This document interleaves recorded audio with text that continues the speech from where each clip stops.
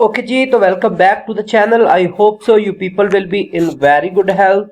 So today we are going to discuss the exercise of unit number 14, choice of profession. ये एक dialogue था जो इससे कबल हमने डिस्कस की थी इसकी reading. So today we are going to discuss the exercise of that chapter, जिसके अंदर हम pre reading, while reading, post reading और क्रिटिकल रीडिंग के question and after that grammatical portion that is discussed in the exercise we will discuss it. तो अभी हम सबसे पहले इसकी डिस्कस करेंगे समरी इस चैप्टर की. तो चैप्टर की समरी हमारे सामने है. तो इसके लिए मैंने कोई कॉन्सेप्चुअल क्वेश्चन नहीं बनाया क्योंकि बहुत टू द पॉइंट एंड सीधी सीधी बातें थी, डायलॉग था. तो Ahmed and Ali discuss choosing a profession with Ahmed offering guidance to Ali whose uncertain about his future. एक अहमद और बच्चा है जो अली के साथ डिस्कशन कर रहा है और अहमद जो है वो अनसर्टन है, अली जो है वो अनसर्टन है अपनी सिचुएशन को लेकर. Ahmed explains that a profession differs from a regular job offering financial security, personal growth and long-term commitment. He outlines key factors to consider including mental satisfaction, talent, prospect, salary and location and skill and commitment. Ahmed emphasizes the importance of considering these factors to ensure a fulfilling and successful career. तो अहमद ये कहता है कि हमें क्या करना है, इन चीज़ों को फुलफिल करना है, एम्फसाइज करना है, इन चीज़ों की अहमियत के बारे में वो बात करता है. ठीक है, जो ऊपर हम डिस्कस कर चुके हैं, personal growth, long term commitment, regular job से अलग कैसे होता है, की फैक्टर है सेटिस्फैक्शन, मेंटल सेटिस्फैक्शन जिसको आप बोल सकते हैं. ठीक है, तो अली अप्रिशिएट अहमद एडवाइस, तो अली बहुत पसंद करता है and plans to follow it when choosing the profession. तो प्रोफेशन जब भी चूज करेगा वो कहता है कि मैं आपकी एडवाइस को फॉलो अप करूंगा. Highlighting the significance of thoughtful consideration, तो वो इंपॉर्टेंस के बारे में बात करता है कि क्या क्या चीजें कंसीडर करनी है. And self reflection in selecting a profession that aligns with one's passion, skills and goals. ठीक हो गया, तो सेल्फ रिफ्लेक्शन जो है आपकी अपनी सोच का अपना नजरिया जो कि अलाइन करता है आपके पैशन को, स्किल्स को और मकसद को जिंदगी के अंदर. ठीक हो गया, इसके बाद हम डिस्कस करेंगे, डायरेक्ट हम एक्सरसाइज की तरफ बढ़ते हैं. ठीक है, तो एक्सरसाइज के अंदर सबसे पहले हमारे पास है pre reading question. What do you think about when you grow up? When I grow up I think about becoming a successful individual in my chosen profession, contributing positively to society and achieving personal happiness. ठीक है, तो मेरा agenda जो है बड़ा personal है. ठीक है, तो ये आपका डिफरेंट हो सकता है. Name any 3 professions of your own choice. 3 professions of my choice are doctor, engineer, teacher, आप पायलट कह सकते हैं, कोई से भी 3 आप चूज कर सकते हैं. पोस्ट रीडिंग क्वेश्चन है, what skills are needed to become a successful professional. अच्छा, ये एक ऐसे है पूरे का पूरा अब, लेकिन मैंने इसको समराइज करके लिखने की कोशिश की है क्योंकि इसका आंसर बहुत लंबा हो सकता है. कामयाब होने के लिए बहुत ज्यादा तरीके हैं. To become a successful professional you shall need a combination of skills, trades and qualities. आपको में कुछ क्वालिटी होनी चाहिए, खासियत होनी चाहिए आपके अंदर, स्किल्स हो. Key skills include soft skills such as communication, teamwork, problem solving, time management and emotional intelligence. ये सारी की सारी चीजें आपको आनी चाहिए. Hard skills like technical expertise होनी चाहिए, data analysis होना चाहिए, digital literacy यानी कि आपको इंटरनेट के बारे में पता होना चाहिए, and project management are also essential. कि प्रोजेक्ट को कैसे मैनेज करना है. Personal qualities like strong work ethic होने चाहिए, रेजिलियंस होनी चाहिए, सेल्फ मोटिवेशन होनी चाहिए, इंटीग्रिटी होनी चाहिए and a positive attitude are vital. Additionally, active listening, critical thinking, decision making, networking, public speaking are crucial. Industry specific skills vary depending on the profession. Developing a strong foundation of these skills and continuously updating them will keep you competitive, enabling you to excel in your chosen field. ठीक हो गया, तो ये चीजें जो अब हमने mention की है ये जरूरी है. इसके बाद हमारे पास आता है reading and critical thinking question है.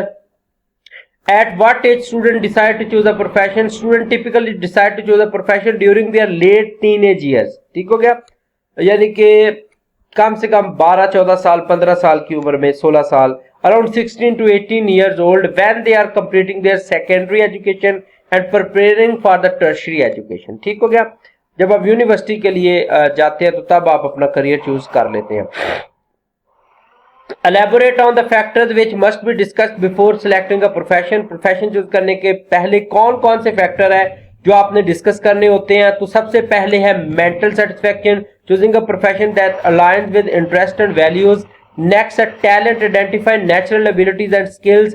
प्रोस्पेक्ट है considering opportunities for growth, promotion and salary increments. ठीक है, ये सारी की सारी चीजें. फिर salary, location and working hours, balancing professional and personal life, ये सारी की सारी चीजें. Skill and commitment, acquiring necessary education and training, ये सारी की सारी चीजें जो है आपने डिस्कस करनी होती हैं, आपको पता होना चाहिए. Explain what is meant by natural talent. Natural talent क्या होता है? Natural talent refer to innate abilities or skills that individual possess होता है ऑन करना, टू हैव. ठीक है, इनेट होती है पैदाइशी, बाय बर्थ.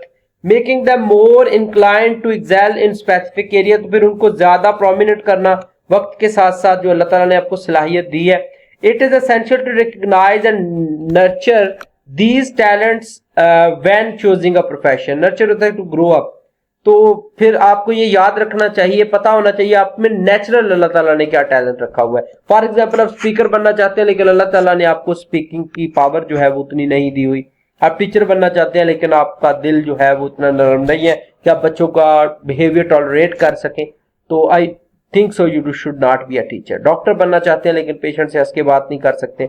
ये सारे के सारे नेचुरल खूबियां होती हैं जो इंसान को, फील्ड में तो हर इंसान आ जाता है लेकिन बेहतरी की तरफ ये चीजें लेकर जाती हैं जब नेचुरली आप टैलेंटेड हो. We should consider certain factors before choosing a profession. Discuss.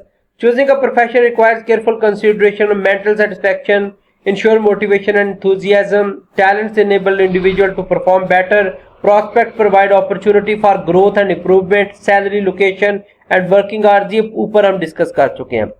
उसके बाद fifth number, skills and commitment play an important role in selection of profession.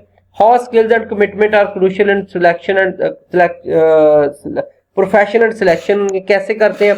सबसे पहले देखें, skills acquire necessary education, training and experience. ठीक है. दूसरे number पे commitment है dedicating time and effort to excel in the chosen profession. आपने एक टाइम कमिट जो किया है वो आपने उसको देना है. एक स्किल जो रिक्वायर है वो आपने सीखना है. Machine skills with profession requirements ensure success. तो मैचिंग स्किल, सॉरी, आपका स्किल जो है प्रोफेशनल रिक्वायरमेंट जो है उसके साथ मैच करना चाहिए. ठीक है.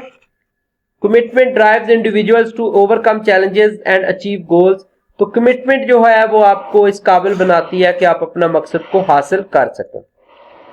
What is your choice of profession? Discuss it in detail while focusing on your motives in the selecting of a career. तो obviously my choice is being a teacher. ठीक है. मोटिव मेरा इसके पीछे है पैशन फॉर शेयरिंग नॉलेज है, desire to inspire and mentor. ठीक है, तो मेंटोर बनना चाहता था, नॉलेज शेयर करना चाहता था. फ्लेक्सिबिलिटी एंड वर्क शेड्यूल भी ठीक होता है, ठीक ठाक होता है टीचर्स का. Opportunities for growth and professional development, इसमें यह बंदा मोटिवेट रहता है बच्चों के साथ. अपॉर्चुनिटीज होती हैं, ग्रो करता है, नई नई चीजें सीखता है. जो नया एडवांस मार्केट में आता है बच्चों को पता होता है, तो टीचर भी उनके जरिए वो चीजें सीखता है. ऐसा नहीं है कि टीचर ही सिखाता है, टीचर भी बच्चों से बहुत कुछ सीखते हैं. Sense of fulfilment and purpose. ठीक है, तो टीचिंग रिक्वायरमेंट क्या है उसकी? Strong communication and interpersonal skills होना चाहिए.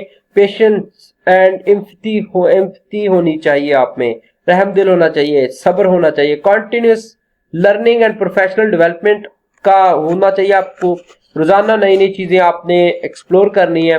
Commitment to student success, student को कामयाब करने में आप दिलो जान से आपको कुर्बान होना चाहिए, यानी कि हाजिर होना चाहिए. ठीक है. उसके बाद हमारे पास ये हो गई एक्सरसाइज के क्वेश्चन आंसर्स हमारे यहाँ पे खत्म हो गए. तो नेक्स्ट हमारे पास है ये कुछ ऑब्जेक्टिव है हमारे पास. What was Ahmad thinking about profession to choose? What is the first factor to consider while choosing a profession? Mental satisfaction. What is meant by prospect? Prospect means chances. इसके बाद है intonation pattern. Read aloud the following sentences to your partner, lying stress on the syllables. अच्छा, syllables पे stress देने को intonation कहते हैं. अच्छा इस चीज को छोड़े, ये जो एक्सेस ये वाला जो है ना, ये मैंने आपके लिए किया हुआ है, इतना कोई है तो नहीं, लेकिन फिर भी थोड़ा सा देख लें इसको पॉइंट ऑफ व्यू से लर्निंग के। ठीक है, यहाँ पे ये exchange stories with your partner, आपने स्ट्रेस काज यू स्ट्रेस, कुछ स्टोरी शेयर करनी है दोस्त के साथ जिसने आपको स्ट्रेस काज किया। Note the rise and falls of the tone, tone कैसे आपकी शिफ्ट करती है ये आपने देखना है। स्पीक हाउ यू फेल्ट, क्या आप महसूस करते हैं ये आपने बताना है। What was your physical condition and what you did, ये भी आपने बताना है कि फिजिकल कंडीशन इस वक्त आपकी क्या थी। You hey I want to share a stressful situation with you, last week I had a tight deadline for a project at a work and my computer crashed. I felt overwhelmed and anxious, my voice was shaking and my heart was racing. ठीक है, physically I had a headache and tense muscles. I took a few deep breaths, restarted my computer and sought help from a colleague. We worked together to meet the deadline. Sharing the load really helped alleviate होता है remove करना, कम करना, my stress. Now it's your turn. What's a stressful situation you have faced recently? Partner: Actually, I had a stressful experience last weekend. I was hosting a family gathering. ठीक है, यहाँ पर partner का dialogue शुरू होता है, ऊपर से आपका था, आपने अपनी सिचुएशन बता दी, ये सारे एलिमेंट उसमें कवर हुए। अब पार्टनर नीचे अपनी सिचुएशन बता रहा है। ठीक है, my tone was raised and my pitch was high. Physically, I had sweaty palms and knot in my stomach. ठीक है, तो ये सारे के सारा आपने एक दफा इसको रीड कर लेना फॉर द अंडरस्टैंडिंग। ठीक है, उसके बाद है आपके पास पार्टिसिपल्स है। पार्टिसिपल मैं आपको वैसे बता दूं, आईएनजी फॉर्म ऑफ वर्ब को पार्टिसिपल कहते हैं, first form of verb with ING.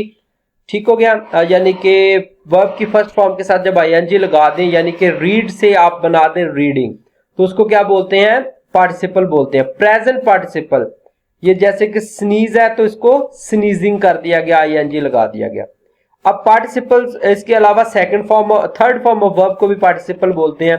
तो दो पार्टिसिपल की टाइप होती है। Present participle, the present participle is often used when we want to express an action. ठीक है, प्रेजेंट पार्टिसिपल होता है V1 प्लस आईएनजी। ठीक है, V1 के साथ जब आईएनजी लगे हो तो उसको क्या बोलते हैं, प्रेजेंट पार्टिसिपल बोलते हैं, जिसको हम पाकिस्तान में फोर्थ फॉर्म ऑफ वर्ब भी कह लेते हैं। ठीक है,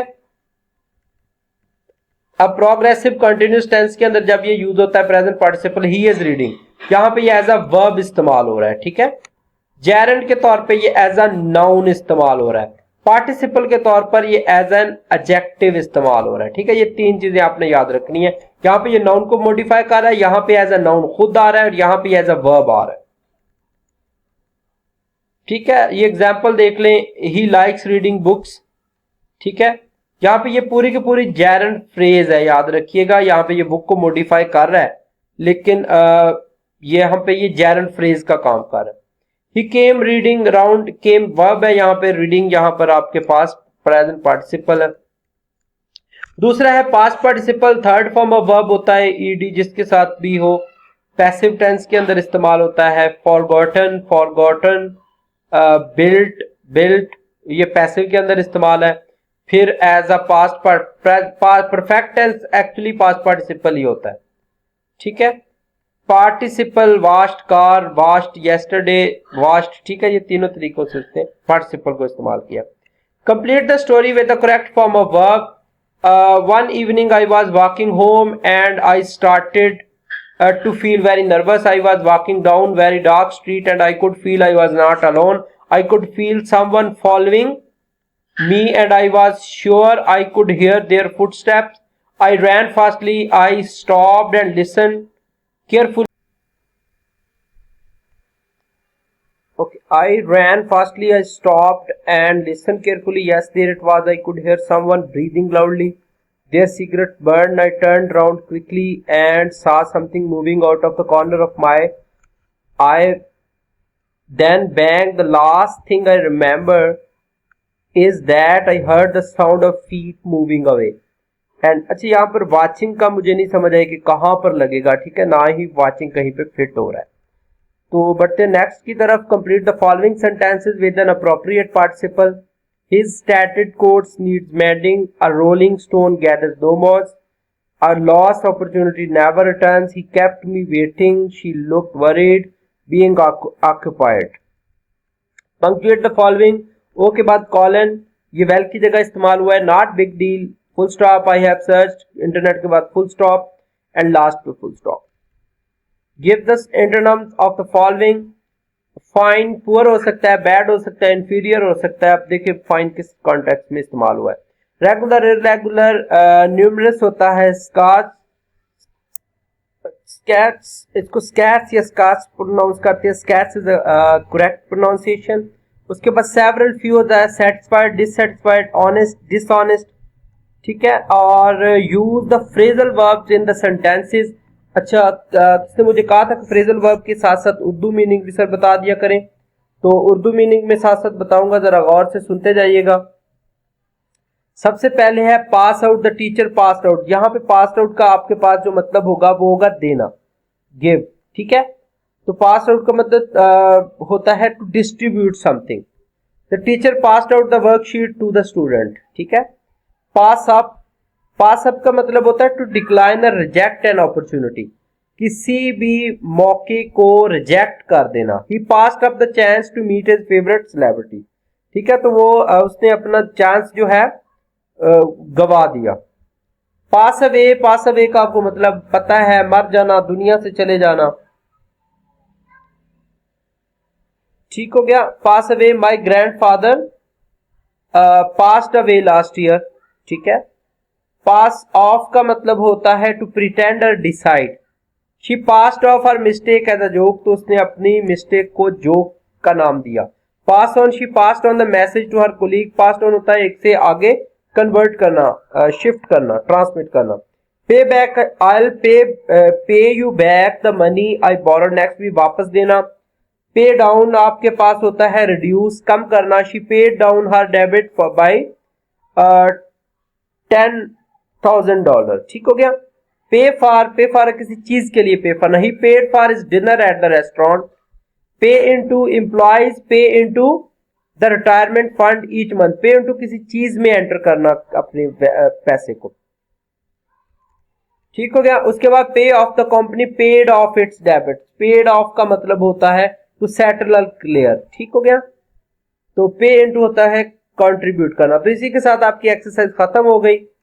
अच्छा, एक्सरसाइज खत्म नहीं हुई, यहां पे थोड़ा सा एक वर्ब टेंस कंसिस्टेंसी का थोड़ा सा दिया हुआ है, ये जरा देख लीजिएगा कि जो वर्ब आपका हो उसी वर्ब के मुताबिक आपने पुट करना। जैसे कि टीचर आपको कहते हैं क्वेश्चन का आंसर सेम वर्ब के अंदर आप लिखेंगे, यानी कि वर्ब की फॉर्म अगर फर्स्ट इस्तेमाल करें तो फिर फर्स्ट ही रहेगी, और अगर सेकंड इस्तेमाल करें तो सेकंड रहेगी। अगर फ्यूचर इस्तेमाल करें तो then you have to use the future tense. For example, Ali finished his essay. अब यहाँ पे finish second form of verb है, तो आगे tidied his room, ठीक हो गया, एंड वेंट, ठीक हो गया।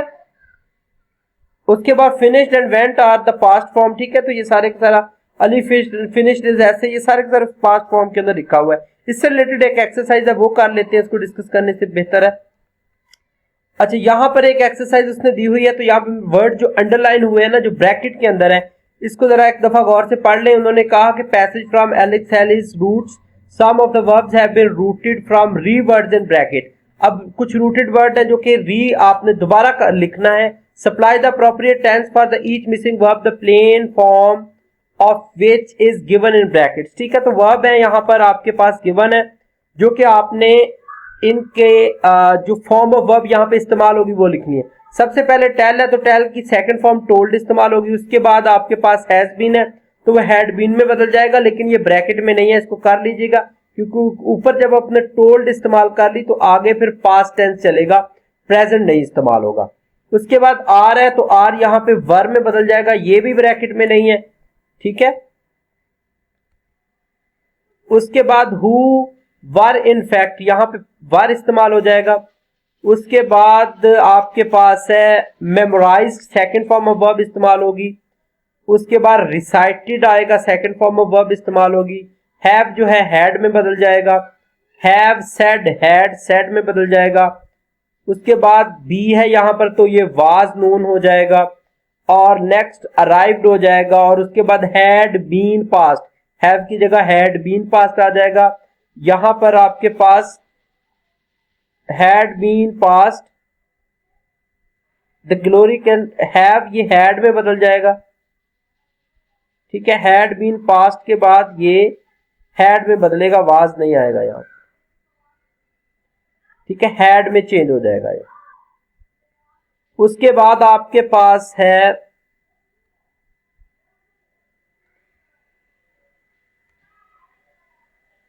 ये हैड में बदलेगा, बाय द वे लिखा नहीं गया सही से। Indeed been found his name the letter, यहां पे या मेरा ख्याल वाज आएगा। ठीक है, यहां पे आपके पास वाज आएगा, और उसके बाद आपके पास आ जाएगा रिटर्न, और लास्ट में ऑर्गेनाइज्ड आ जाएगा। तो इसी के साथ आपकी एक्सरसाइज ये खत्म हो जाएगी। अपना रखिएगा बहुत सा ख्याल, और अगर आपने चैनल को सब्सक्राइब नहीं किया तो kindly subscribe the channel. In the next video we will discuss the method of resume writing. ठीक है, और साथ साथ हम डिस्कस करेंगे रिज्यूमे का सैंपल दिया हुआ है, इसको डिस्कस करेंगे इंशाल्लाह, और फिर कवर लेटर लिखना भी सीखेंगे। अल्लाह हाफिज।